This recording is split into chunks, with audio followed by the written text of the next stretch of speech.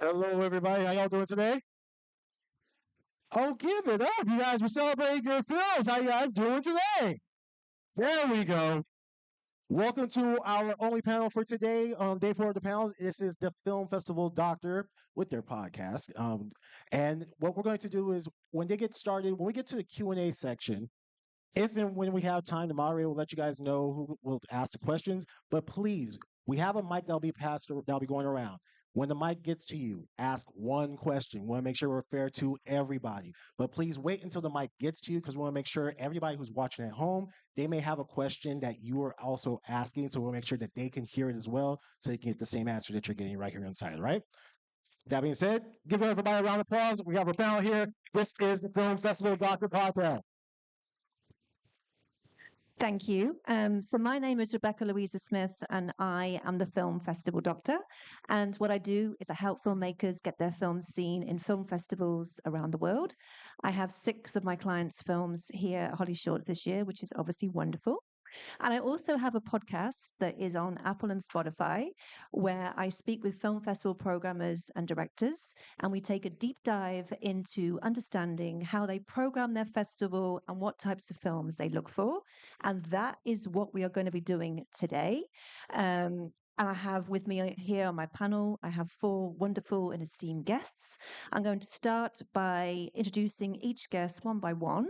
And I'll be asking a few one-to-one questions to each guest, followed by group questions and then a Q&A.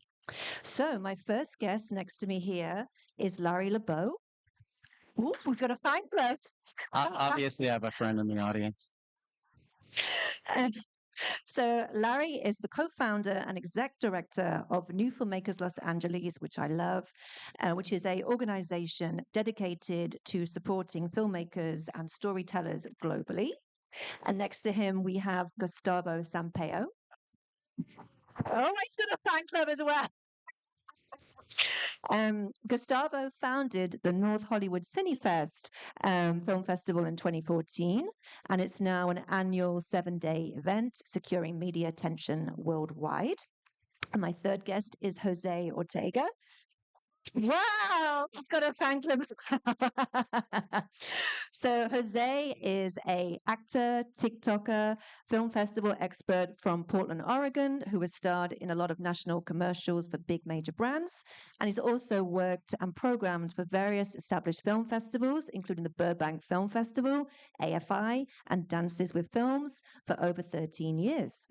And my fourth guest is Maya Laban. She is a leader at the Arab Film and Media Institute, and she champions Arab and Arab American filmmakers, creating programs that spotlight complex and underrepresented stories. And her work focuses on empowering women and minority voices. Yes, whoa! In film and television, pushing for a more expansive and authentic media landscape. I've got the best people on this panel in the whole festival. Well, thank you so much for being here. So, Larry, I'm going to start with you for our one-to-one questions first, because you're right by me, and it's the order of my printout. So you are one of the co-founders of New Filmmakers LA. What inspired yourself and your team to start up the festival? So we started in 2007, which is crazy. It's been 18 years as of this July. And we really started it with the idea of a monthly film festival. We just felt like LA being the epicenter, at least at the time, being really truly the undisputed epicenter for film and TV, especially as it related to the production of film and TV, not only like, the development and post-production process and distribution and just really all of the creative and business of movie making. We felt like there had to be a better model than just the once-a-year festival with several hundred filmmakers converging once a year to show their work in a marketplace that everybody wants access to. And so we tested out our first ever New Filmmakers LA Festival in August 2007, and we have gone strong and never, ever missed a monthly festival since then. For 2 years, we did do virtual during COVID because we had no choice. Literally, I remember like 2 days before the lockdown happened, I was trying to convince our board and our staff, like, "Hey, we'll get everybody masks. We'll have hand sanitizer. No, we're not closing down." And then Newsom put out his order for, basically shutting down the state. And I was like, okay, it's over. We got to give up. But we came back to in-person festivals in February 2022.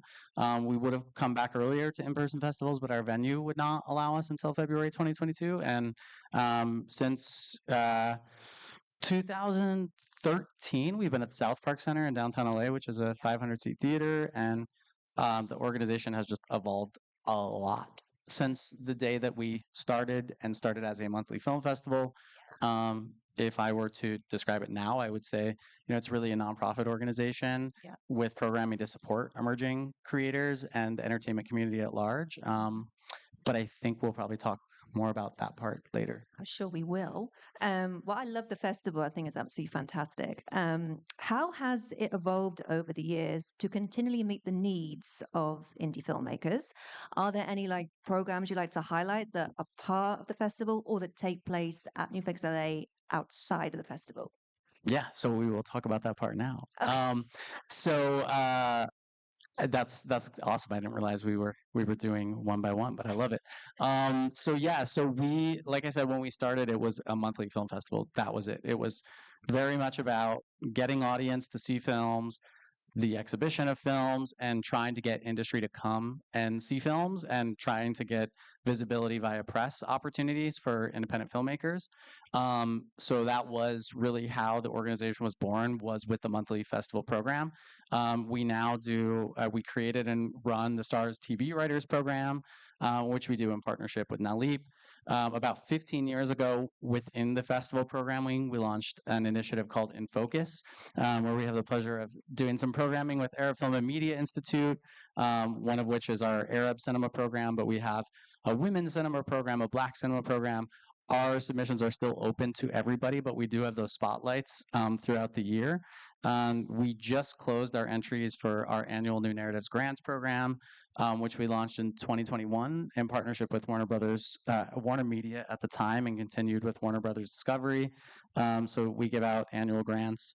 That program each year has ranged from anywhere to up to $100,000 of cash grants to this year $25,000 of cash grants. We have a high school student mentorship program for high school kids where we serve 18 LA County high school students each month. We have our Stage 5 program in partnership with Movie Maker magazine, where we interview all of our filmmakers, and those get published as both video and written interviews on moviemaker.com. So yeah, we do a bunch of different programs now throughout the year. We do a lot of one-off partnerships with different organizations as well. Fantastic. Right, Gustavo, let's get to know you. Is it on? Oh, no. No, you just gotta click it out. Yeah, click it out. There you go.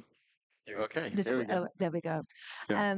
So where did the idea come from to create the North Hollywood CineFest? Yeah. First of all, it's hard to follow that. But basically, North Hollywood Cinefest. I'm a filmmaker. I've been a filmmaker for a long time, and back in 2013, I had made a few films, and I had gone to a number of different festivals of different levels. I didn't know any better. I was just kind of starting out into the film festival world, and I saw. So I had some experiences that made me feel a little bit disappointed with certain things, and others that I really loved, such as HollyShorts. Actually, this is one of the festivals that inspired me because I had, been to it a few times and met the organizers, and dances, was another one. So I, felt like there was an opportunity there for me to do something where I could be involved with the filmmaking community, get to know a lot of the other filmmakers, and learn myself as a filmmaker to grow. And for me, it was all about connecting, about networking, creating a community. I'm Brazilian. I like to party, so I like to make all these things connected in a really fun environment. And for me, that was kind of the basis of it, and it's what really drove me to seek out, the things that, as a filmmaker, what is it that I would like to be a part of? What would make me feel excited about being part of an event? What would make me proud to know that I showed my film there? So all those things were always in my head, and what was driving me to try to create the right kind of feel, the right kind of environment to the filmmakers. And so I'm always present in everything that we do. I try to make it a point to meet and speak with everyone as much as I can, because ultimately we all know how hard it is to make films and how difficult. It's so much money and time, but especially heart that we all put into our films. And so when we finally at that place where we can show it, where we can really have that experience, we want to make sure that we have the best experience possible and that we are sharing with people who feel the same way. And as a festival director, I feel like that's really my job, is to energize and get everybody excited about that part. Because once that happens, then all the filmmakers, it just spreads like wildfire. Like the energy is there. And then people really connect with each other because of it. I can always tell who's a little more shy, who's a little bit more outgoing, and I get my staff to do the same, to talk to everybody, to try to connect everyone and make it feel so that no one wants to leave once they're there. They don't want to just go watch their film and go home. They want to hang out. They want to watch other films. They want to connect. And really, that's what makes the festival effective, right? And so when we bring industry professionals, I always make it a point to talk to them and make sure that they are willing to speak with our filmmakers off the panel as well, to stick around a little bit. We do some meetup sessions as well, to have them have more one-on-ones with them, so that the whole experience is a little bit more intimate. For me, that's really important. And I tell the filmmakers all the time when we accept our films, I say, I'm super excited for the festival, not because of what I'm doing, but because you're all going to be there. The energy that you bring is exciting to me too. So I just tell you where to go. And so that's really what NoHo Cinefest was. The idea was just to create something where filmmakers can be proud to have been a part of. We're not trying to be Sundance. We're not trying to be Tribeca. We're trying to be the best version of NoHo Cinefest that we can be. And I think that the more people attend our festival, the more they get that. And so we get a lot of repeat people because of it. And the festival takes place this month. It's like literally around the Yes. corner. It's 28th to the 31st of August. Look down in theater in Glendale. Correct. Do you have anything special in store this year? I mean, we have 106 films between shorts and features. We have a couple of surprises we're still trying to nail down. That's not, I can't really announce yet, but we have a couple of really incredible panels. We're working with an organization called RiseFlix that promotes up-and-coming filmmakers. They have a incredible network of financiers, distributors, producers, and all that, and they bring them to these panel events that we do, not only as panelists but also as people in the audience. You may not know that they're there, but they are, and they're watching films. They're communicating with the filmmakers, and that's how the connections are made. We seek out those kind of opportunities, and we always also try to make things feel like they're very close to us. So during our awards night, we do a tribute to Helena Hutchins, who was a friend of mine, and it's something that makes it special for our event, that we don't announce, we don't publicize. It has nothing to do with promoting our event through her. It's more just to recognize that, and those are those kind of things to us are really important. Fantastic. Jose, let's get to know you. Sounds good. Did you start your career as an actor and then got into festival programming? Absolutely, yeah. Acting has always been my main objective. It still is. I was just shooting something a month and a half ago. I was in an action short. I got into the festival world originally via classes. So the organizer of some classes that I was taking sent out a big email to all of the members talking about the idea of volunteering for a film festival. And I had been at film festivals before as an actor in Portland, Oregon, my hometown, but I'd never considered, like working for one. And so I was like, oh, that sounds kind of cool. They made it sound interesting, like there was some benefits to it and an interesting experience. So that was basically how it started. I began volunteering and then had a good experience with them. I can't say the same about all film festivals. There are some who are not very respectful and actually talk down to you like you're less than they are, which is crazy because you're working for them for free. Right? But luckily, there were numerous who were very kind, and they'd give you things. Hey, here's some free movie tickets. Here's some lunch, things like that. And so, obviously, the ones that were like that were the ones that I continued to volunteer at and work for year after year. One in particular, eventually over time, I was like, since I was having such a good experience, I was like, you know what? Why don't I ask about doing more? So I said, I want to be more involved. How does it work? And so they actually asked me to pop onto the screening committee and start watching submissions. And I said, yeah, that sounds good. I'd love to watch, the films and see how this process is of, selecting the films and putting together a festival. And then had a good experience doing that. Over time, I said I'd love to be staff. They offered me a position. I became a staff member. And then eventually I said, hey, I would like to curate some of these films. I want to program. I'd like to be a programmer. And so they came up with an idea of what to have me program based off of what they knew about me and my experience. And I started programming. And then I curated my first, segments out of a series few years ago and had a great experience doing it. Had good feedback, did very, very well. And that was basically how I got into programming. And what do you love most about programming? Oh man, I've learned so much. I mean, you learn so much by watching films, especially when you work for a big festival that literally gets thousands of submissions. You're watching, film after film after film. I mainly focused on shorts. I've watched a lot of features as well as far as submissions, but most of my experience has been with shorts. Okay. And so, I mean, once you've seen like at this point, geez, thousands of shorts, you kind of notice things quickly. So I mean, Yeah. right off the bat, within the first, 30 seconds, I can tell immediately what is wrong with a film if there is something wrong with it. Okay. And then I can tell, right away if it's going to stick, if it's engaging, if it's well shot, if it has potential to keep going. I also know that right away. So I think that's been beneficial for me, is just learning by watching so much about short films and Yeah. what not to do and what to do. That's probably what I've liked most about programming. Amazing. Maya, let's get to know you. So I'm really curious to know more about your mission. You're very focused on reshaping our perceptions of the Arabic world. What was your main issue that you wanted to change with the way in which Arabic culture was presented on screen? That's really tough. Well, unfortunately, even nowadays, Arabs are viewed as other. We are in a minority, like any other minority, there are stereotypes.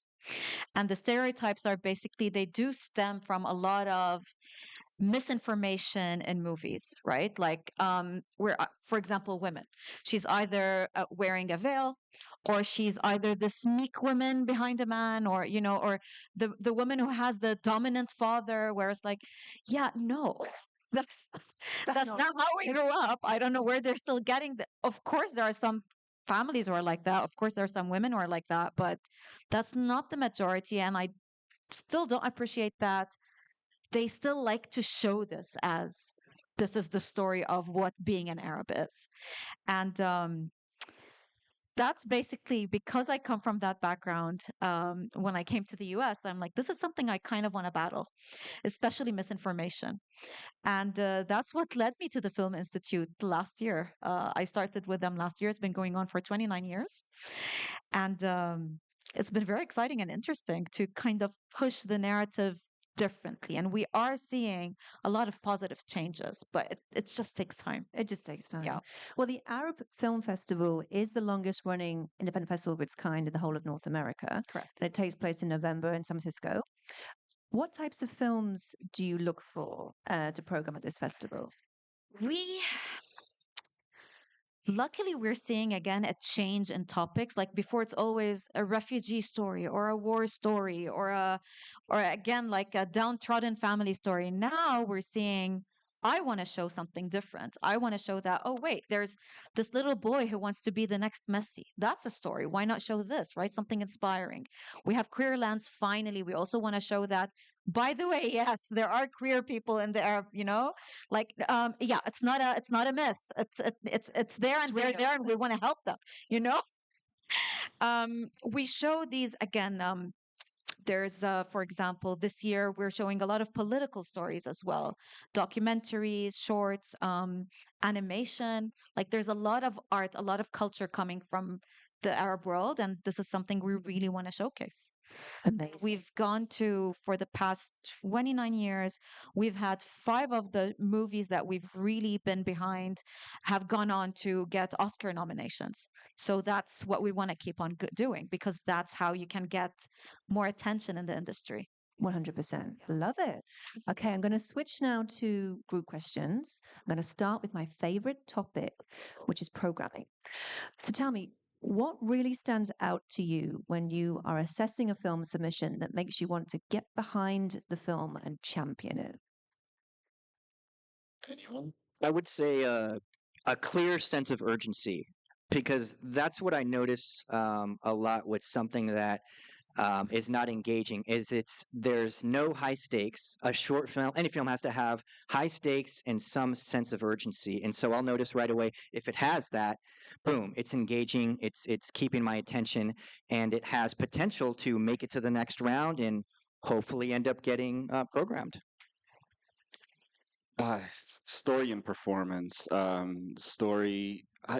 There's a film that we accepted this year that, on the surface, if you just pitch it, it sounds like a cliche film. It's about a young woman coming out to her family at dinner. But wow, is it good? And it's just the performances, the writing in it. It's so sharp and so well done. The performances are through the roof phenomenal, and it makes it original in its own way because of the way that it was executed, the way that the details of the story of the environment and all. I mean, beautifully shot. I mean, everything about the film was so perfectly done that it just makes it so incredibly memorable. I've watched it multiple times, in fact, because it's fun, it's entertaining, it's really really well done. So I think that if you focus on getting the script right from the beginning and you get the right kind of cast and really take time to do that, and I think that's where you can tell when a filmmaker either is an evolved kind of experienced filmmaker or they just get it. And because this particular director, she's a first-time filmmaker, and I love these gems. it's I incredible. love these gems. Yeah, I love finding such movies. Yeah. and I told her, I said, "You have no idea how good this is yet, because this is going to sweep the nation. I have no doubt." So it's those are the kinds of films that are really exciting to find these gems, and that's not to say. I mean, all our films are great and they all stand out in their own way, but it's just something about when the story and the performances are really there, are really sharp, and the editing, the pacing, all those things follow, then the film just becomes impossible not to accept. Yeah, I mean, I would agree. Like story, performance, pacing, huge. But I think like the things that we forget to talk about in the festival space is something that was brought up earlier. You mentioned you started as a screener, right? And so many times I think people just think about the programmers and they forget that most festivals also have a committee of people that are screening films before they potentially get filtered up to whoever is a programmer or the programmers of the festival. Um, and oftentimes, I think people get really upset when they don't get into a festival. But I think we all have to remember that everybody at the festival has taste. We're all human beings, right? And so, like, I, as the executive director and co founder of the festival, may fight for, I don't program the festival. We have a programming director, Boyana Sandik. I may fight for a film that I think is great by a filmmaker who I know, but ultimately that's her decision. And ultimately, it may not have even gotten up to her from the 15 or so people that we have on our screening committee. So I think it's like the conversations many of you guys would have with your friends after you go to the theater to see a movie. Some of you like the movie and some of you hate the movie. Some of you think a certain person's performance was amazing and the rest of you are like, oh, they didn't do it for me. Like, and it's just like, it's so true. But oftentimes, and rightfully so, as you mentioned, you know how much goes into making a film. It's like incredible perseverance that you guys go through making independent films. The money, the time, the effort, the energy, what comes after you even finish post-production, all of this, right? Knocking down doors to try to take the next leap in your career, to get an agent, to get into the system the way you might want to get into the system, to have financing become easier for your next project.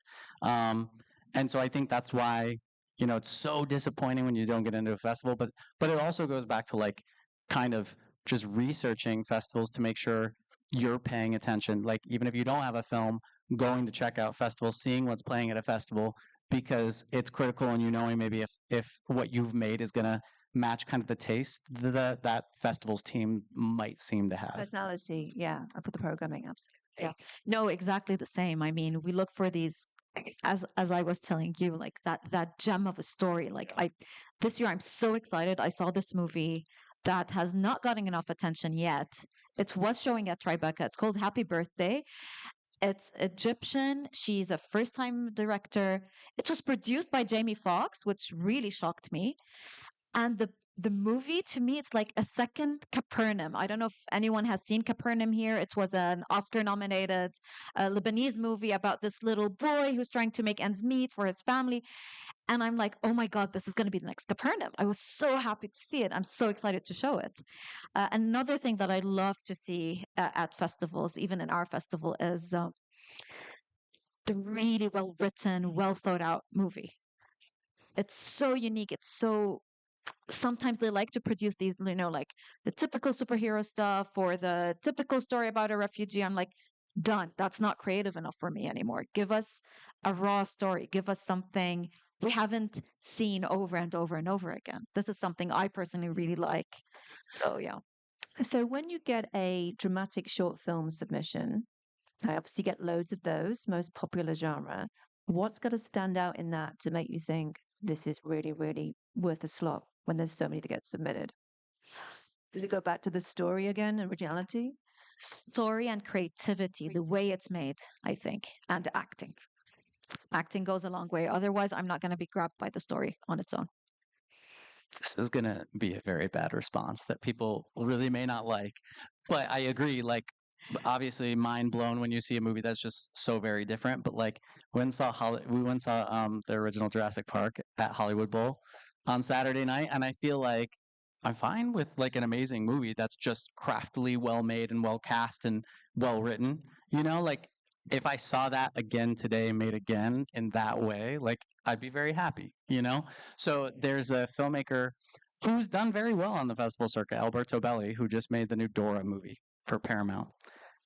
That's what he wanted to do. He wanted to make blockbuster movies that were seen by wide audiences. And, I don't think there's anything wrong with that. Like, I think, sure, you can make like the art house films that we all also love, right? Like, you can make thoughtful, inventive movies like Anatomy of a Fall, or you can also make blockbuster movies that are good, and that should be fine too.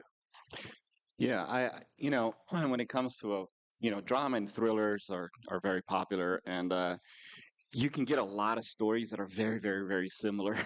So like every year we get about 8 thrillers, which it's like a young woman alone at home at night, We do too. and then she hears a noise, right? And that from that point on, it could be a bunch of stuff, whether it's spirit or someone breaking in or whatever.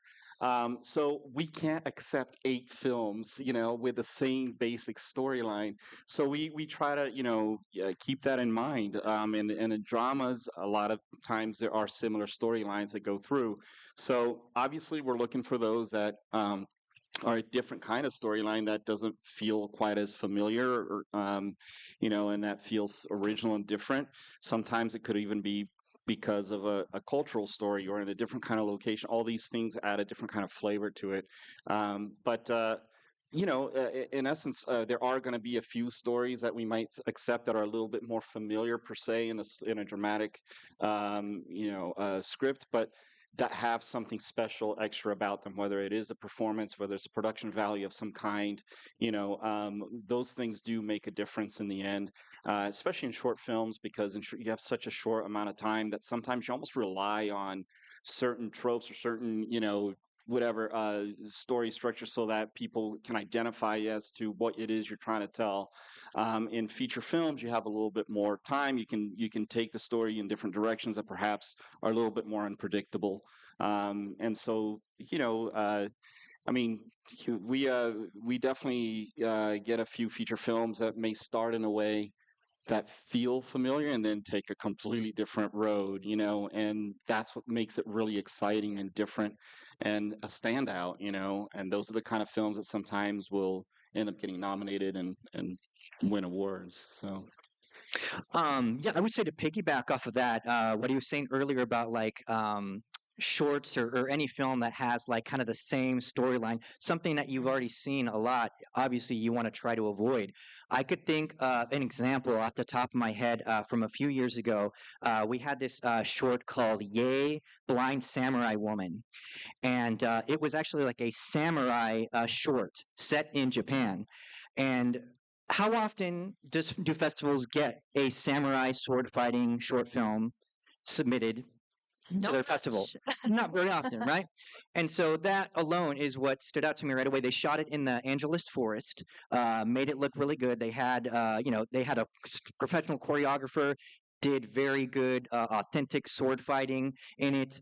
In the film, it's about like this girl. So she's trained by her father in samurai sword fighting. What happens is some guy comes to take revenge. So some guy, her father killed some guy's father, and so then the guy goes and he's going to like take revenge, avenge his father's death, and he does. But then there's like a weird twist where the daughter, who's like almost blind, feels bad for the guy, and it turns out she has this like power where she can heal you with her hands. But the problem is, every time she heals, she loses a little bit more of her sight, so she becomes a little bit more blind when she uses this fantastic power of hers to heal. And I was like, it was just a very interesting, like unique type of a film that I had never seen before. And so just that alone, because of the story, the idea, and the fact that it was well cast and had like cool samurai sword fighting scenes, I was totally championing the film. I was like, this has got to get in. Like I was egging it on with even with the other programmers. I was like, you got to select this, and if you don't, I'm putting it in. Well, I'm going to put him in regardless.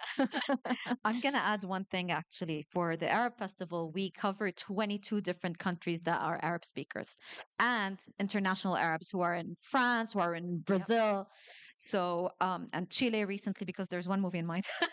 So I love to give them the opportunity, like from Sudan, they have great cinema there that is not really championed here in the US. And that's something I would like to also show. Like there's some from Sudan, some from Malawi, was it? Malawi? Yeah, from Malawi, another one from, these small countries also get to Somalia as well as one documentary we're going to show this year. So these small countries, I want to give them the opportunity as well. So this is part of our programming where we include these international countries as well. Amazing. Now, where do we stand on bad sound? Is that a deal breaker, or can you forgive bad sound when you're programming? Oh, that's a no from Jose. deal breaker. A deal breaker. Larry is a deal breaker. It's got to be like the film would have to be like mind-blowingly amazing. Yeah. Sound is unequivocally important to a film, especially with the music. You got to have music that matches. So I think I highly recommend to any filmmaker, hire a composer, somebody to make music specific to your film. Don't go online and search for something that the rights have fallen off, or that is on website that you can use with royalty free. I highly suggest, and you can find people who are reasonable enough to, hire somebody to cater the music specifically for your film, because music is so important for the film, for the balance, the way that you feel about the film. I mean, the music can completely change the way that you interpret a film. It could make like a totally gross like horror film seem like a comedy with the right type of a film, and vice versa. Make a comedy seem like a horror if you just engage it with the correct soundtrack. But of course, regular sound, like the sound effects, the voices, what the people are speaking, what they're saying is important, because if you you're not recording the lines properly, or the effects of an explosion, it's not going to hit you the same way. If it's muted, if it's low volume, it's like it's not going to really like impact you in the manner that you would like to have the story impact your audience. Always pay your sound guy. I Your can't sound agree designer enough. is your best friend. Yeah, I can't absolutely. agree enough. To an extent, when you said music is so important, I think festivals should have best music category. Composers. This year, we're going to Yeah, yeah, yeah. introduce, because it's a big part of movies, it's a big part of culture, our culture as well in the Arab and Middle East. We're going to introduce for the first time the best music category.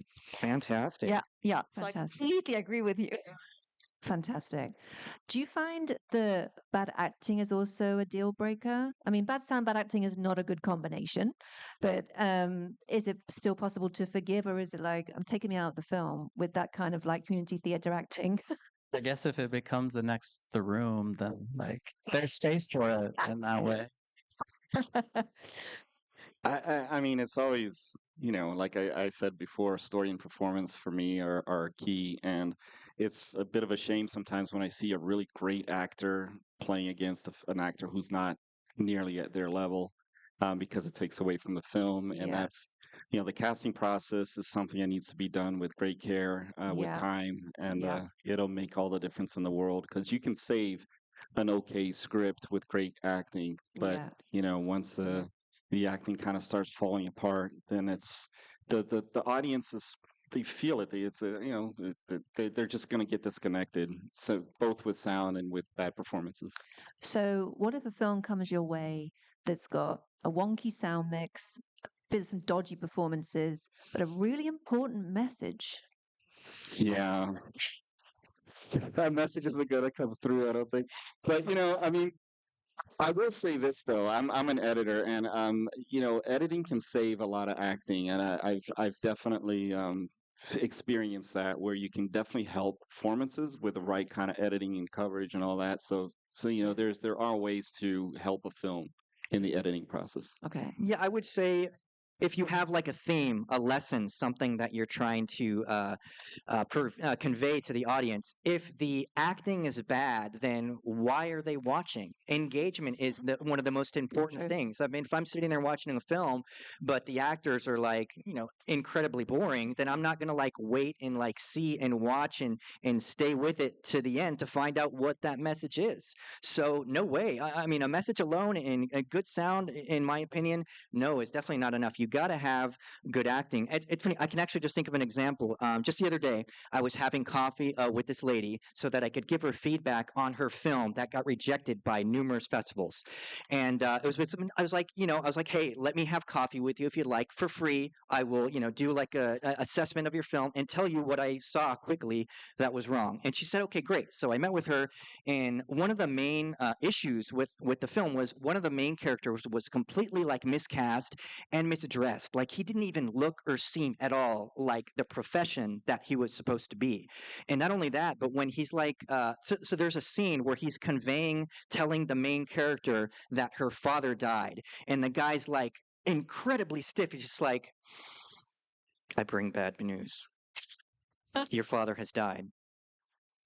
And he's just like really like stiff and just like gives it in like a very like monotone, like he was literally just reading the line.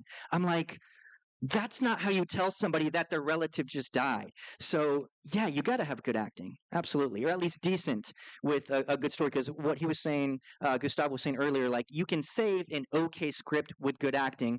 I would say vice versa is true. You can save, I would say, an okay story if your actors are well cast and they're very good actors. That can also help elevate it and save it. So. Percent. What do you find is the most challenging part of programming? Is it fitting everything in and putting all your favorites in, or is it many other reasons? Not being repetitive, I guess. Yeah. Like always have a panel that's unique. Um, for example, when we're doing a women's showcase, it's about a specific woman, why, and then kind of tie it all together with programming that explains more other than what we've talked about last year. Like just something not that repetitive. I A think new that's message or just a yeah, bit more yeah, fresh each yeah, year. something fresh, Fresh. Yeah, yeah. yeah, yeah.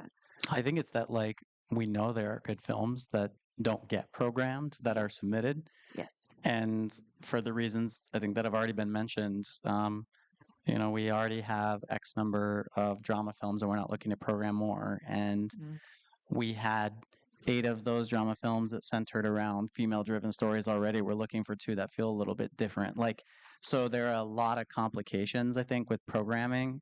Again, I'm not our programming director, but I see what our screening committee and our programming director go through of like having to make really difficult choices with the number of genre or films by a certain language or region that we're trying to just make sure our programming is eclectic with. And then unfortunately, what happens is like, if a film is submitted again a year later, it's too old. So it's not like most of the time, I think a lot of times when there are really good films, it's not that like the festival doesn't want to program it and doesn't like it. It's that there wasn't space for it given the rest of the content they were also trying to program. I think that's one of the hardest things.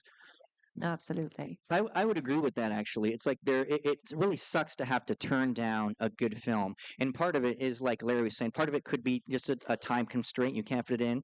And then the other reason could be that like you already have that story or a similar kind of a setup in your film. Like maybe you already have a suicide, 2 other suicide themed films in your festival. And so, you can't fit one more. You'd love to, but instead you're going to make room for something else. So that definitely does make it hard. Which I will say, just as a random tip, sometimes what it comes down to is something else. So let's say we only have, say like I'm programming a segment and I've only got room for like one more film, but there's 2 like really good films that have made it to the next round, and they're both very good, similar type of a story. They're maybe both romantic comedy, things like that.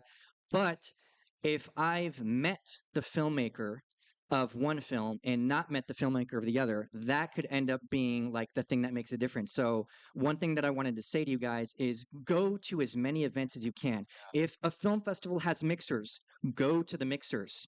If you have a friend that knows somebody that worked for a film festival, go to their birthday party, go to the barbecues, go to as many film festivals as you can, and meet people. Because then if you meet one of the programmers of that festival, and you leave a good impression on them, as opposed to like totally creeping them out, that would be even worse than not meeting That's them a at all. rejection. Then hopefully they're going to remember you. When it comes down to your film and the other person's film, and they're like, oh man, they're both so good. This one's 11 minutes. This one's 10 minutes. How do I decide? Well, man, I haven't met this person. You know what? Chris over at the mixer last month, he seemed like a chill, cool dude. I'm just going to pick his. Boom. Yeah. I mean, I hate the word reject, so I prefer to say not select. Yeah. But Rejection's a bit harsh. Or but it's something say like yeah. just wasn't the right fit. Right. Yeah. No, I mean, it's definitely we need to have a bit of a balance in terms of genre and things like that. I feel, I think diversity almost takes care of itself for me. We always program very diverse films, and it just feels very natural. It's not like I'm searching for this or searching for that. It's just, we're getting tremendous films from, all over the world, and so that feels really good. And I think, I try not to look at the name of the filmmakers when I'm programming. And it's hard because sometimes I leave out some friends and they're like, you rejected our film. It's like, I didn't reject it. It's like we just didn't select it. But it needs to be fair to the festival. It needs to be fair to the, Yeah. the programming in general. Fit. And it needs to feel good. So. Do you find that a lot of films that come your way, and Larry, in your case, notes from the screeners, that the films are just a bit too long? That it's not edited correctly, or it's just they meander, or they could be tighter? Is that quite common?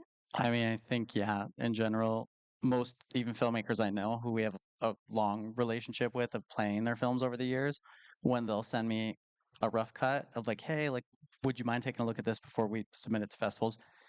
Most filmmakers generally, they know everything that's gone on in like the development script stage, pre-production. So they've like lived and breathed every moment of that, and they don't want to cut as much as possible. That's like in the nature of a writer director to not want to cut the stuff that they've experienced and been on set with and sat there with for months, like writing and rewriting.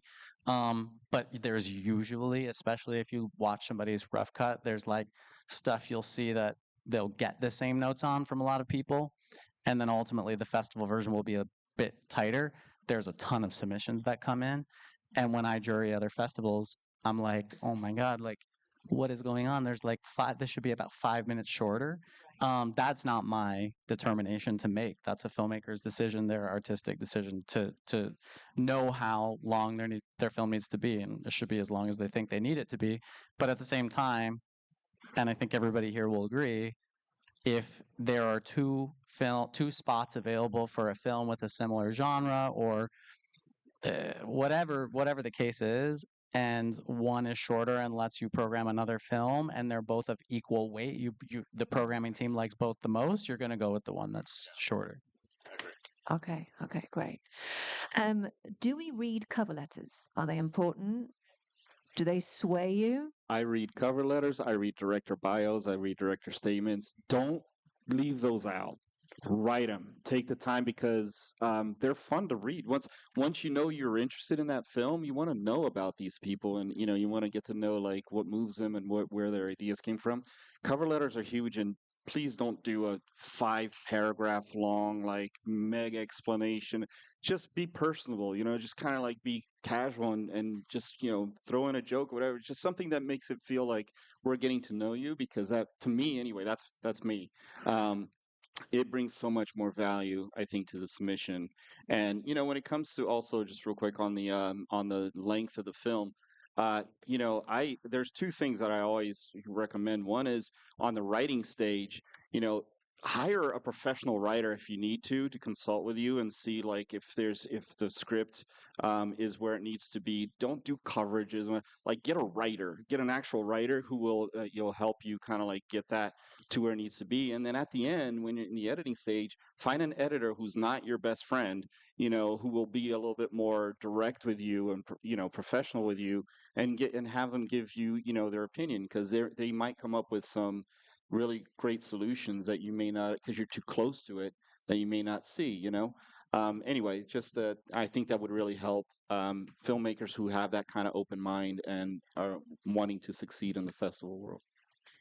To me, it is because I'm not the I'm not the programmer. I'm the director of the festival. But when the programmers are approaching me, and sometimes there are movies like, "Can you please see this to get a yes or a no?"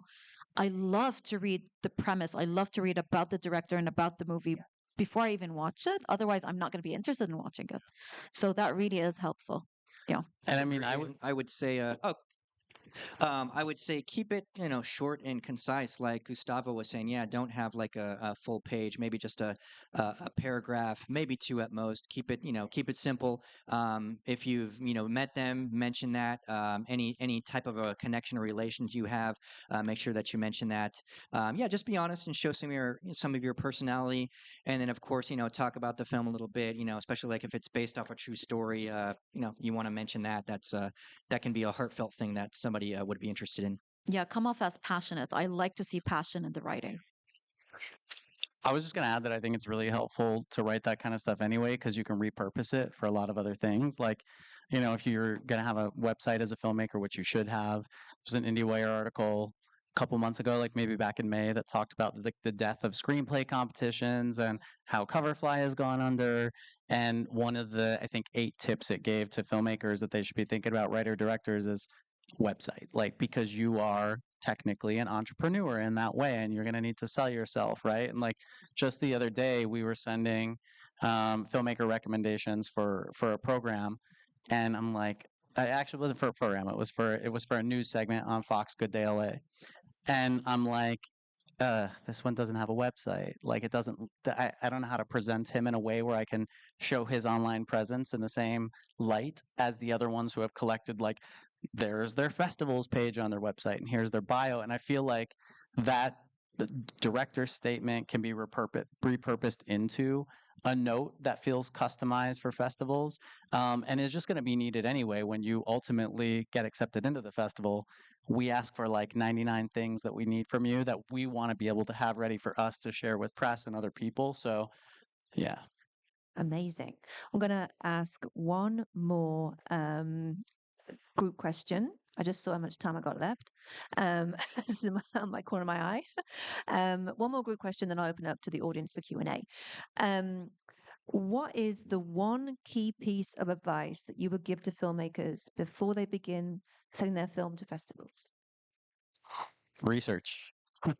I think you have to know what is your intention for going to festivals. Because if you're like submitting to a festival in Argentina and you're like, well, my whole objective was to like get an agent in Los Angeles for TV writing, probably that's not like the festival that you want to go to, or you're submitting. A lot of people make the mistake of just like submitting to a festival that just feels very wrong for their film. Like, for example, not to be so direct, but like somebody submitting like a drama film to a festival that's just very clearly like heavily horror or heavily comedy. So I just think like research, because everybody's already spending a lot of money to make their stuff. And then they're going to spend a lot of money to submit to the festivals, and most likely, most festivals you're going to go to, this one included, I don't think like covers your hotel and all of the kind of stuff you might have to do if you're traveling to a festival. So I just think like what do you want to get out of the festivals, and which ones are going to provide that to you is so important. And then it helps the festival too, because you don't want to go to a festival that doesn't have something you want and then complain because the festival didn't give you what you want, but you knew that the festival didn't provide that service. So I just think that's critical. Yeah, I mean, going along with research, I would say definitely, if there are festivals that you want to submit to that have, for example, premiere requirements, you should know what festivals those are and know what those premiere requirements are. Are they world premiere? Are they local premiere? And kind of like plan your submission according to that, because if you get into a festival and then the one that requires the premiere is not going to announce for another 2 weeks or a month, whatever, you might be in a situation where you have to decide on whether you're going to wait to find out if you get into that, or play with the one that accepted you. And it's a really kind of a uncomfortable position for you to be in, for the festival to have to deal with, because we need to know if we're going to program your film or not. And it's so that's one of the things, to make sure that you find that order. And then second is like, really ask yourself, why is it that you're prioritizing the festivals in the way that you are? Because, for example, everybody, dreams, I'm sure, of getting into the Sundances and Tribecas and South by Southwest and all that. But ask yourself, if you get into Sundance, if you get into Tribeca, what are you going to do with that laurel? Is it just going to go on your Instagram, or do you know how to plan, you know, um, the follow up, like how to really make that work for you as a filmmaker, as a professional? Because that is a really big deal. But if all you do is you show up, it might even feel like you're invited to a party where nobody really cares if you're there or not. Because of the fact that you weren't really prepared to handle that kind of attention. You're now among some of the biggest people in the industry, so it's really kind of knowing, also taking a hard look at your film and kind of knowing where it potentially fits in the world of festivals. It's hard to do when you're starting out, and that's where someone like Rebecca is so crucial, because she understands these things. And and attending festivals is the other way to go. Just actually being present in the festivals and understanding what kind of films are being played, what the quality of the films, of the storylines and all that, just having that knowledge. So the research is really key, but really planning so that you don't waste your money, right? I mean, you're going to submit a film to a festival that's going to announce their selections before the other one that requires a premiere. So now you're in that place where maybe you threw away $40 because you're going to wait for that premiere requirement festival. So anyway, yeah, that's what I would say. Speaking of money, yeah, I would submit early. The early deadline is always the cheapest way 100%. to go. So the farther away from the festival you could submit, the more money you're going to save. And of course, be willing to travel. So, like, if you're submitting to festivals in other countries, other cities, be aware, just in case, be ready in case they say yes and they accept you. Make sure that you have the money and the resources to, be able to travel and be present, because, yeah, you got to show up. A lot of festivals actually have that as a requirement, where, they need at least one person from the film to be present for the Q&A and represent their film. So, yeah, make sure that you're prepared to do that in case they say yes. So yeah, it's back to research basically. Like, know what language you're submitting in. I get a lot of Turkish. I get a lot of South Asian. It's like It's not going to fit. Nope, it's not going to fit. But they do pay, as you said, like $40 whenever they want to submit, or 25 when it's early. That's very important. And again, back to, if you're willing to come and you want to push for your movie, let us know why you want to push for the movie and where is it headed. So, for example, what we show, part of our priority is to show international films that are going to be an Oscar submission for international feature from that country.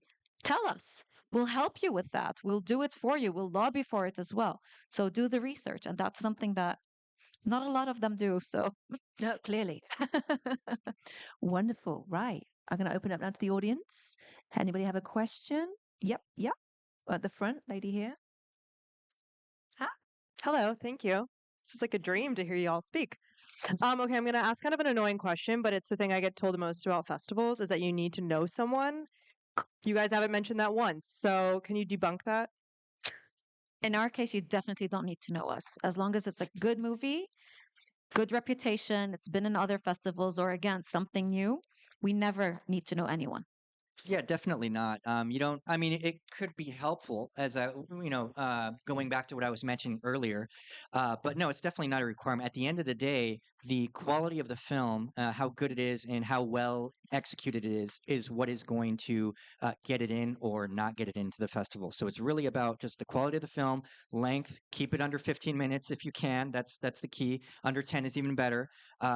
But yeah, just the quality of the film, how well done it is what's gonna get you, what's gonna win you over, because there'll be films that we see that are just really well and they actually like touch us. Like one that I programmed a few years ago was actually 23 minutes. It's too freaking long, but after like the 14-minute mark, it just kind of got me. It had like this scene with like a father and a daughter.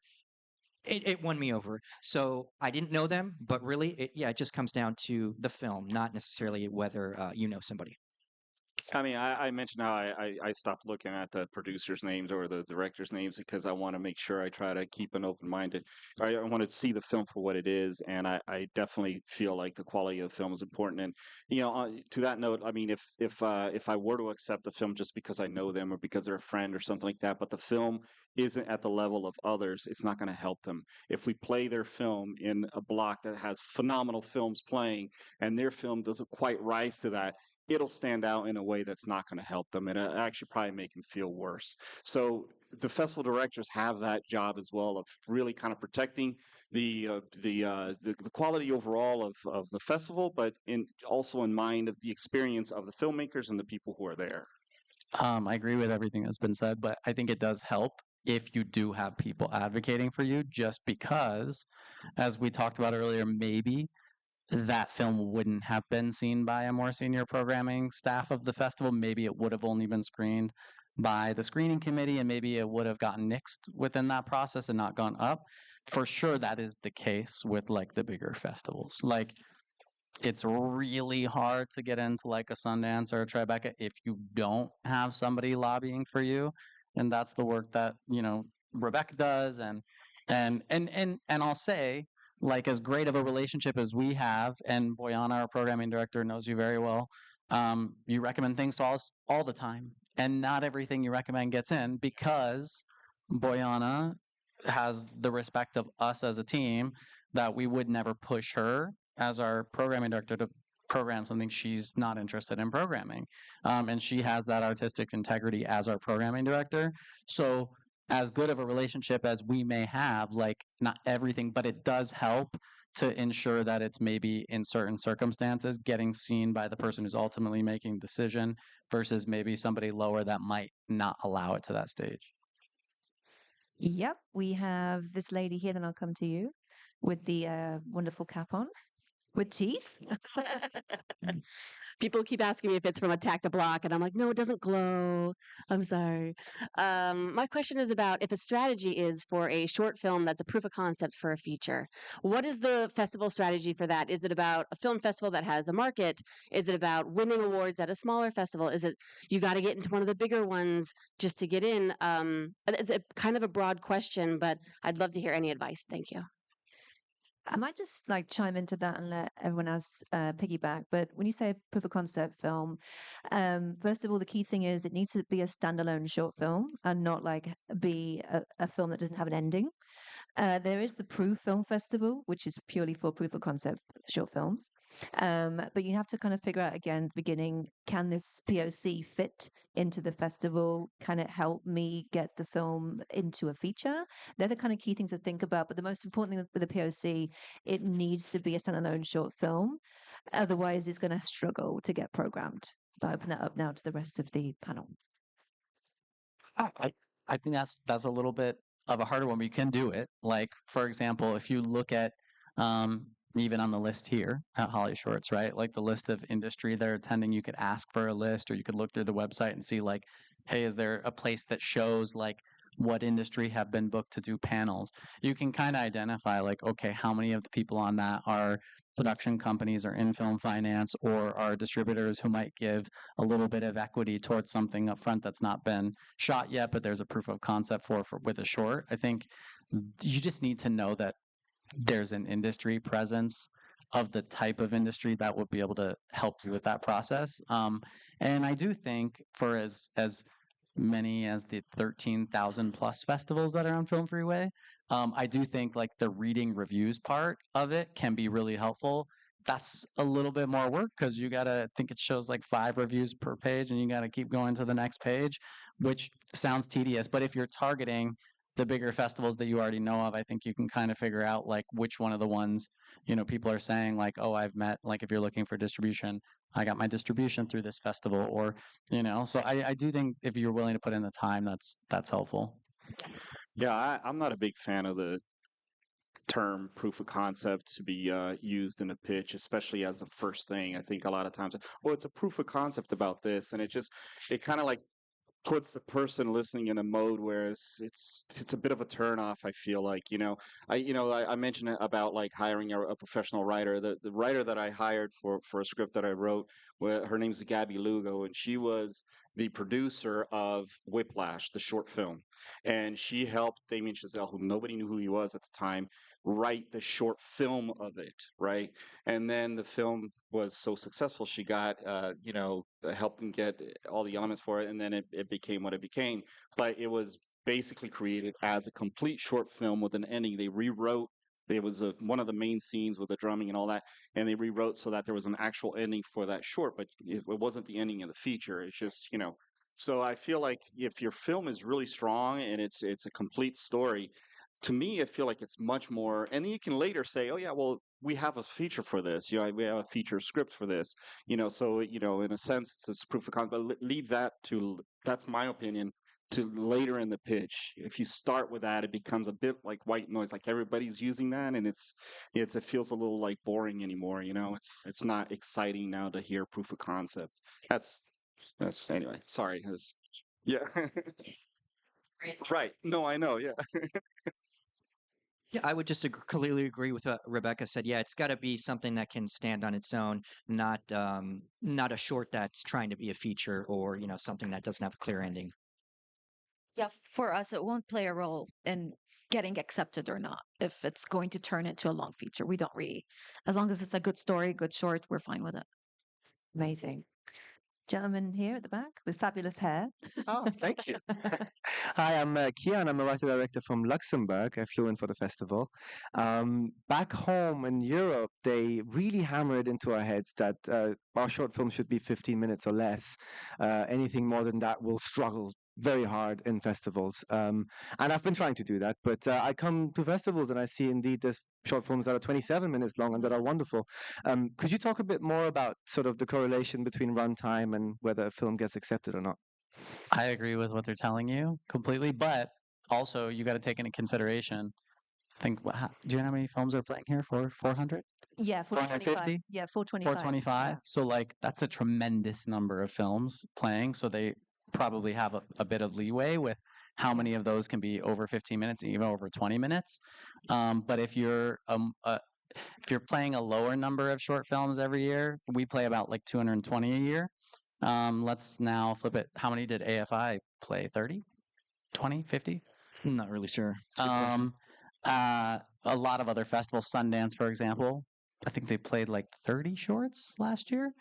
So like definitely that's going to be a major factor when you're talking about a festival that plays a lower number of shorts, but like a HollyShorts or a Palm Springs Shorts Fest play like, usually at least over 350. So I think they've got a little bit more room to play around with by the number of things that they program.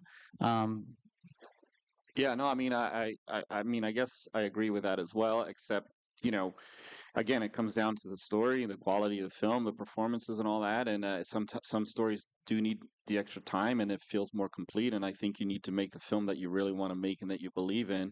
But, just know that basically from the programming side, if you're in a block of films, if we have a 25-minute film, I mean, that's a third of our block or whatever. It's a long time, or at least a quarter of the block. So it becomes difficult now. We don't want to have 3 films in a block. We want to be able to have 6, 7 films. So it just the programming has to be really careful with those how many of the larger or the longer films that we accept, and really only select those that we truly believe in. And it goes along with having that story that's a little different as well, so that it's not that common story that there's 5 other films for or whatever. All those things play in. So it's your choice as a filmmaker, but I think it is true that 15 or less does make it a little easier. Yeah, I mean, it just makes it more programmable. So, like, not every festival is the same, but some festivals they'll do shorts in like a 90-minute block, and then some will have a 120-minute block. Those blocks generally also include the time for the Q&A. So, let's say Q&A 15 minutes, 90 minutes minus the 15. Okay, that's 75 minutes for the films. So far, you've selected like maybe 3 or 4 films, and it's hit at the 68-minute mark. So you've got 7 minutes to go. Your film happens to be 15 minutes. It's really good, but it's 15 minutes, and that's actually a decent length. I'm not like going back on what I said earlier. Less than 15 minutes is good. But if you can keep it like under 10, that's even better, because then, I've only got 7 minutes. This one's 10. I think we can squeeze in the extra 30. So the Q&A maybe will go a little bit longer, or we'll go over by a few minutes. That's really, NBD. So the shorter, generally the better. Yeah, yeah. Unfortunately, I remember last year there was one that was excellent. It was 23 minutes, and we we all chose it, but at the end of the day, we had to cut it out because it just did not fit. Like, we have specific hours. This is how long we can do it. We have number of cinemas that we need to use right during the festival days, and we really wanted to put it in, but it just did not fit. Yeah. So it does play a role sometimes. It's also funny because this is a question that happens at every single panel we've ever done together. Yeah. And I'm sure every panel you guys have ever been on. I think what we're going to do to get you the real answer is after this, we're going to send out like a festival wide, give us like all the run times of all the shorts you had, and we're going to cumulatively like add it all together, and we're going to figure out what's the median run time so we have a definitive answer, right? Can we do that? That sounds can kind do of that. fun. Sounds like Festival fun. Alliance, we'll do it. Yeah. That's a good idea. Let's do it. We're going to do it. We'll get you the real answer. Okay, have I got time for one more question? Or yeah, okay. I can. We have lady at the front. You're my last question. And we have to GTF it. Hi, guys. Another one to debunk. I'll make it quick. But late deadline. I know, yes, it saves you money, but for these smaller festivals for the bigger festivals that are only picking like 30 films, or even any of your festivals that are picking 200 to 400 films, how important is it to get it in on time? Late deadline, Like late deadline. Late deadline. How late is late? Like on the last day of the late deadline, like, does that affect the film? Like, are things already all programmed? I would say like go ahead. Sorry, no, I love late deadlines personally, because of the fact that usually the filmmakers are really motivated. Yeah. They're at the end of their post production journey, and they're kind of like really excited about the whole festival thing.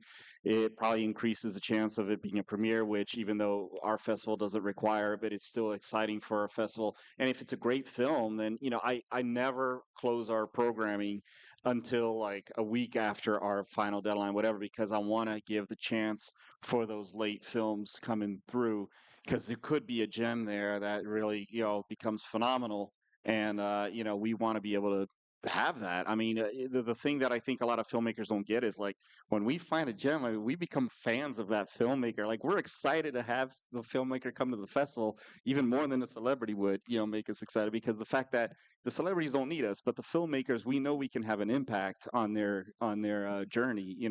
So I personally really love late deadlines. Yeah, I was just going to say, I mean, as long as you make the deadline, that's the most important thing. And whether it's, yeah, And like ask for like your own deadline. yeah, whether it's the early or the regular or the late, yeah, as long as you get it in there on time. Yes, there is a chance that the festival has already like got maybe the majority, maybe 75% of their slate in. It's very true. But if your film knocks their socks off, they'll make some room for it. Yeah. I'd also just add one more thing to that is look at the timeline. So, for example, there's a festival called Aesthetica Film Festival in the UK, and their late deadline is June the 12th normally, and notification date is September. So chances are they've probably not locked the program by then. There's time. But if the deadline is late deadline or the extended late deadline or the very, very, very, very late deadline on Film Freeway is September the 1st, notification date September the 5th, then don't do it. And it's going to be expensive. So it's like, I'll just wait till next year. This panel has been epic. And I have a thank you card for each of my guests. So please pass them on. So there's nothing inside, no money. There's no money. It's just a Johnny Rockets gift card. That's not true. Your heartfelt thoughts are inside. Thank you. And thank you all for being here, and also to my wonderful panel. It's been so much fun. Please hang out here with us, and we'll have more questions. One more time for our panel and film festival, Doc.